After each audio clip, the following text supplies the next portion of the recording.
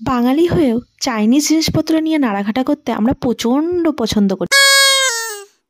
তাই আমি আজকে বানাবো এগ গার্লিক নুডলস। প্রথমে নুডলসগুলোকে দুভাগ করে গরম জলে নুন দিয়ে 90% বয়েল করে নিয়েছি। এরপরেই একটা পাত্রে ঢেলে নেবো, সেখানে ঠান্ডা জল ঢালতে একদম ভুলবো না, নাহলে নুডলস আমাদের ম্যাগি হয়ে যাবে। এরপরে গরম তেলে একদম কুচি কুচি করে রসুন কেটে রেখেছিলাম, সেটাকে লাল লাল করে ভেজে তুলে নেবো। এরপরেই আমি দুটো ডিম ভেজে নেবো।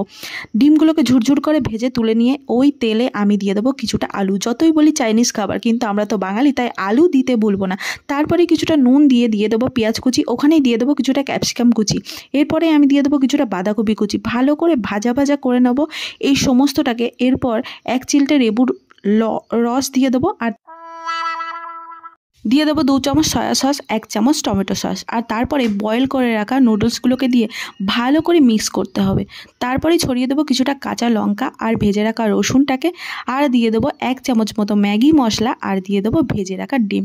তারপর ভালো করে মিক্স করে নিলেই আমাদের এই ঝুরঝুরে নুডলস রেডি। খেতে যা সুন্দর হয়েছিল না, আমার তো দেখেই এখনই জিভে জল আসছে।